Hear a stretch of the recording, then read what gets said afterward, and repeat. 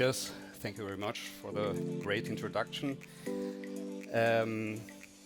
I'm going to focus in my speech on the indications, the clinical application of microneedling.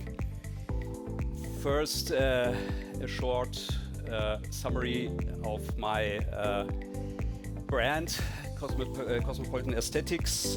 We are 3 clinics in northern Germany. The brand was founded 10 years ago, and we are now 7 doctors and 25 employees. Mainly, we are surgical clinics, but we also perform about 35% of our treatments are minimal invasive.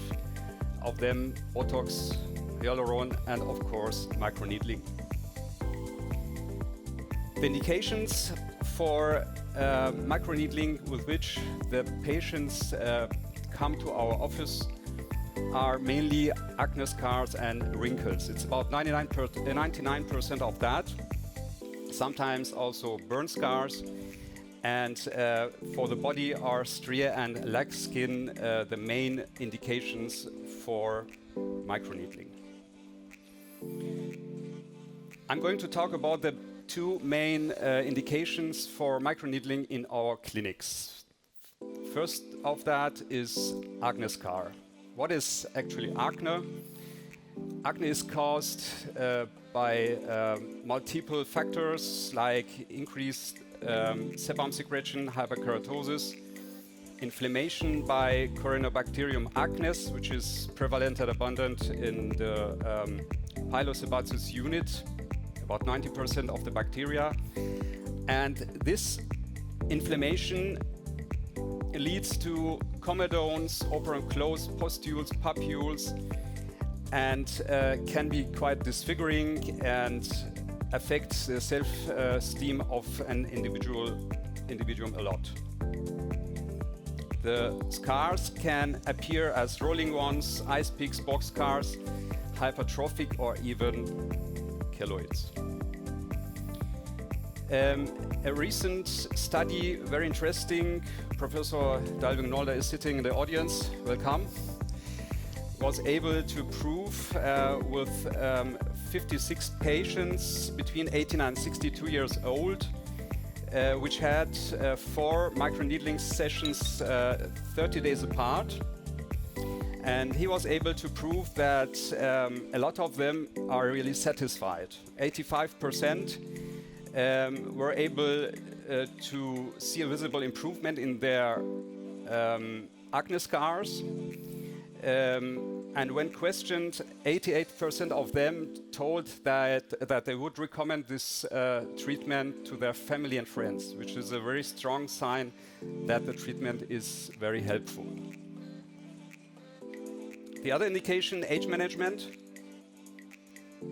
Aging is also a multifactorial development in decades of life.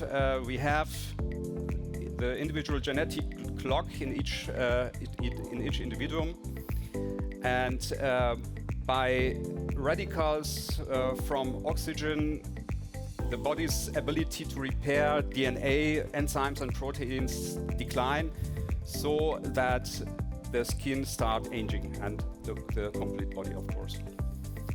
The progressive shortening and weakening of telomeres is another problem by cell division, and the accumulated of different toxins in the extracellular matrix.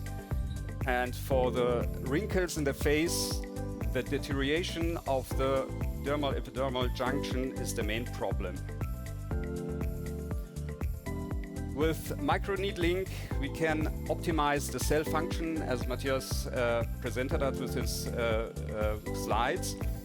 We can preserve dermal papillae by induction of collagen and elastin, by releasing of growth factors. We can strengthen the skin by producing these products and induce regenerative healing. By that, we have tighter skin, less wrinkles, less enlarged pores, and better skin texture. Another very interesting study recently was able to focus on the aging signs and the improvement of them by microneedling. 48 patients were treated with 4 microneedling sessions 30 days apart, and the assessment was done by using Lempel grading scale, and also with that using exceed 100% of the patients shown improvements in skin laxity and texture, 70-30% reported visible improvements, and 83% reported visible improvement in pores. We have also aging prevention by using microneedling, the production of collagen and elastin leads also to prevention aging. Pigmentation, enlarged pores, and vascular dilation are the other indications as well. So very interesting question is when the patient comes to our office and wants to look better, generally speaking. It is not always easy to find what is the best way. So the first question is always, what does bother you? So as Matthias mentioned, there are also no indications for microneedling. So deeper wrinkles by mimic folds, for instance for the glabellar region or for the forehead region, are rather treated with Botox. Deeper folds of the nasolabial fold are treated with hyaluron. And of course, if we have a significant skin excess, they should be operated. Like in this case, this lady was operated with facelift and upper and lower lid plastic. How do we know that we are deep enough with our needles? I think you can see this picture. It's a lot of blood. I would say the more the better. And at the end of the therapy, if you see the petechia, the bleeding points in the skin and the redness of the skin uniform, that means that we have good result. And in this figure you can see that with 1 millimeter, up to a 1 millimeter needle, we can reach the superficial layer of the dermis, and with 2 millimeters we can reach the deep layer of the dermis, and in my opinion the deeper the better. It depends on the pain tolerance, and we're going to talk about it later. We use post-treatment care for the patients treated. These masks contain collagen and some of them vitamins. They are very comfortable for the patients and reduce the pain, so that we apply it for about 10 minutes on the skin, and the patient feel very comfortable with that. It is not recommended to cool the skin in the following days, and to use antiphlogistic or pain medication, because it's going to avoid or it's going to reduce the inflammatory response and the result. We always use a gliding agent for the microneedling. There are sterile gels, but you can also use these topical skin boosters, which also can be an alternative to PRP or the gliding gels. With that, you can get a deep hydration of the skin and improve skin recovery and anti-aging effect. It is applied and then needled directly into the skin. Can I ask the audience, is anybody of you doing dry needling? So with any fluid on the skin, hands up. When do you do dry needling and when do you use fluids? And what is your benefit out of your opinion? Almost always I use an active ingredient, sterile solution, vitamin A, vitamin C. But in cases of, let's say, rosacea, a bit limited. Vitamin A will irritate the skin. Vitamin C also the same. And with keloids, I use either vitamin A or just saline. It's never purely dry, but I use saline. Okay, perfect. Because that's also what we found out in our clinic. If you do a really dry needling, it's more easy or more likely that you stuck. So we put the fluid onto the skin, if it's saline or if it's hyaluronic acid or vitamins, and then we needle over, it slides better.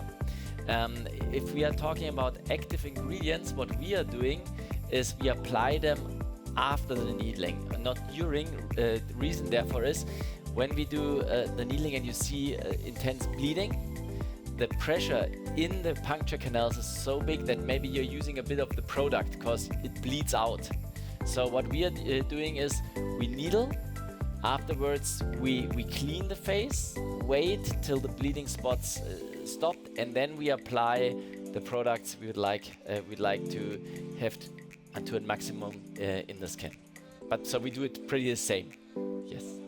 Yes, please. Okay. I recommend use diluted triamcinolone with microneedling for treating keloid. I have many experiences about that, and the results are good. And the second thing about the first starting microneedling, for example, for rejuvenation, when we use something analgesic or topical, for example, EMLA, it's better we do microneedling with a little depth, for example, 0.5 millimeter or 0.4 millimeter, just with extracting topical cream from the depths of the skin. And after that, it's better we doing microneedling with the material that I like, for example, PRP or hyaluronic acid or the others. I'm not sure if I understood you properly for the second part. So when you put the anesthesia on, like EMLA, yeah, then you needle with 0.5, you said?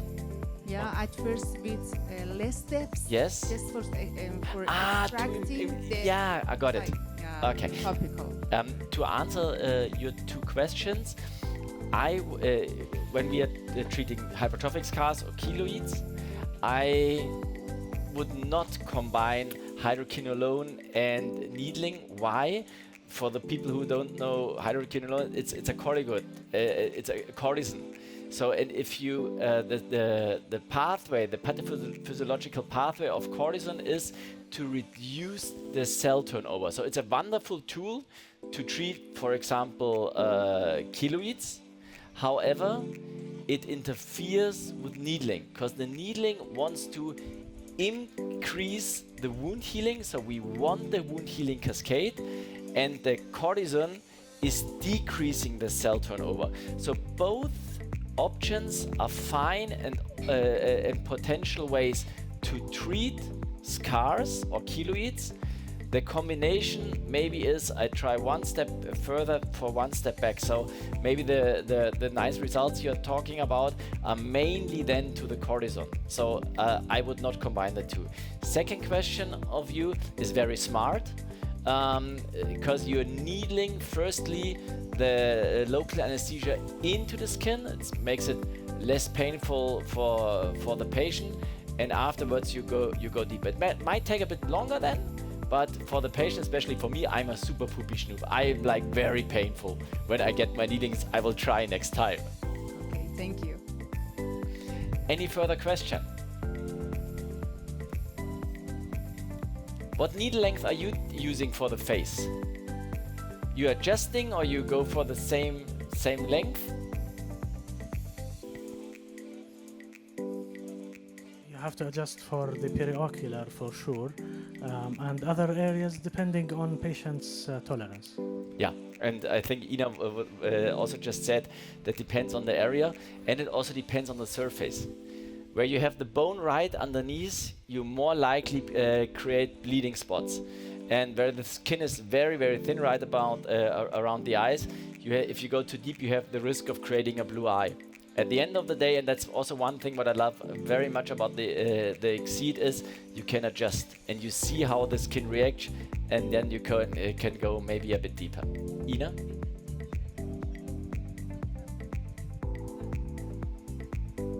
Yeah. Ina just commented that when you have hyperpigmentation, you shouldn't go too deep because it's not necessary. And you can even reverse it because of the iron in the blood, which will stay longer in the skin. Never forget, hyperpigmentation happens on the basal membrane because the melanocyte is a dendritic cell going up and down, and so you are absolutely right. Sorry, Pejman. All right, thank you very much. Let's talk about the downtime time of the treatment with Exceed. I don't know if you can see the picture right. You see after about 1 week there's no sign left, but it can take up to 5 days that you are unsightly, and that should be told to the patient so that he is ready for that. How long does it take you to do a full face needling? 5 days, up to 5 No, days. how long does it take you in minutes? In minutes, 30 minutes. 30 minutes. Yeah, yeah. Another frequent asked questions are, how many treatments do you recommend? We recommend initially 4 treatments, 1 month apart, and then 2 to 4 treatments a year. That's what we recommend. We don't know if it's a good frequency. What's your opinion? I think The same. Same, Again, yeah. normally you can't overneedle, and if patients come from overseas and say, you know, I'm here for 3 weeks and I'm going to my own marriage, do me the best what you can do. We do this on a weekly interval. Most of our patients come on a monthly basis. All right. And very, very often discuss question is how deep do you needle different regions? I would say depending pain tolerance as deep as possible. So if the patient tolerated, we're going to do 2 millimeters the entire face. Usually, actually around the mouth and around the periorbital region, 1 millimeter should be enough because the skin is much thinner at that area. But you can go as deep as the patient tolerate. Yeah, It's absolutely right. If we are talking about the depth, it's very interesting because I'm talking now since 20 years about the exact depth, 1 millimeter, 1.5. In the moment, a student of ours is measuring how deep you really go into the skin when you, for example, adjust 1.5 millimeter. I can tell you it's much less. So it's not like that. It's like super pinprick sharp. You have this pressing down the skin a bit. So I would really say wait for the bleeding spots and what the patient is tolerating. Especially sometimes, I'm not sure about your opinion about it, but sometimes you have, especially an elderly patient or who smoke lots, you hardly create bleeding. So therefore, you need some small hints like stretching the skin, etc. yeah. Another question, how many people in the audience use numbing cream for their treatment? Who's not? Because you're not allowed in your country, or you just don't need it because you're so brave?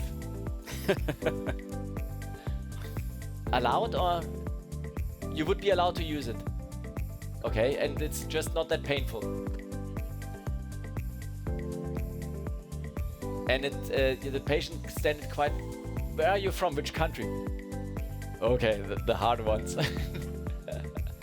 Okay. In my opinion, it is definitely better to use one because otherwise you cannot perform an intense treatment.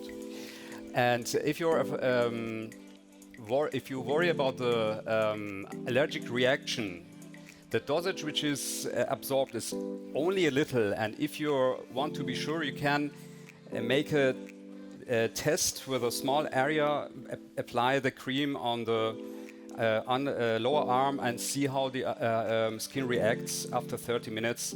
And if there is no reaction, you can use it without any worries, any fear.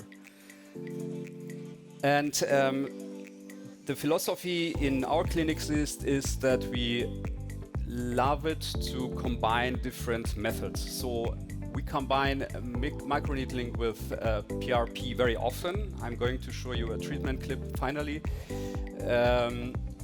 TCA peeling is also used, always time shifted, with at least 1 month temporal distance for keloids, for acne scars. And also in combination with surgery, time shifted before or after operations, you can enhance the quality of the skin, and with that the result of the surgery as well. As Matthias mentioned, me too, we don't like radiofrequency microneedling because we have only little benefit. It's very painful.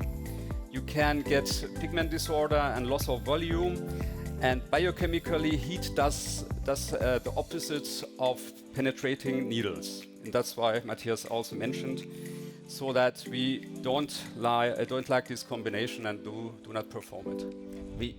It's absolutely right. Maybe just adding, if we are talking about the shrinking effect, radio frequency needling works very well, but it's just the shrinking and has nothing to do with the skin condition.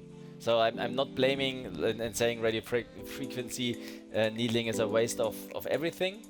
In terms of shrinking, yes. So now, Matthias, it's your turn, talking about the stria. So who of you is... Yes, please. Sorry for interrupting you. No, I think it's the best we can do. Thank you. Patients ask when they can apply makeup. I think it depends on the time the single wound takes to close. With CO2, they say that that it might take up to 2 days.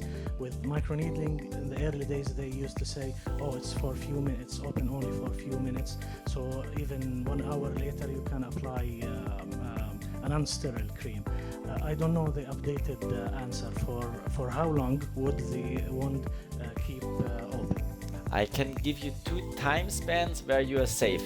So we had a basic research in the lab showing that 24 hours post needling, you don't see any damage at all of the surface. So the day after needling, whatever you apply, you are super safe because it's completely closed.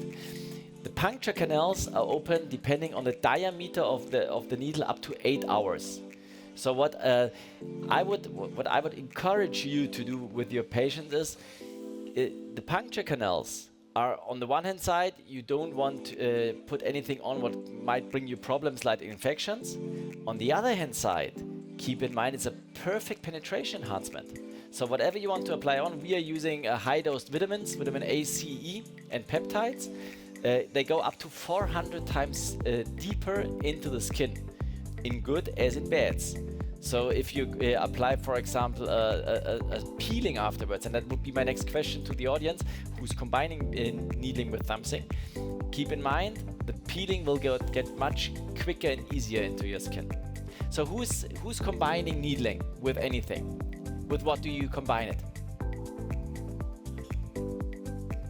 Can we have the mic? Thank you. I combine microneedling with mesotherapy material or pure PRP for rejuvenation or leukocyte PRP for pigmentation and scar treatment. And after that, I use vitamin C every hour for 24 first hours. And it will be very good conclusion. Yeah. Yeah, I totally agree. Who else is combining? Who does not want to combine? Can you? Sometimes I do a gentle peel before the microneedling, but after microneedling, just nothing. Maybe wound healing, LEDs, something like that. What kind of peeling do you use before?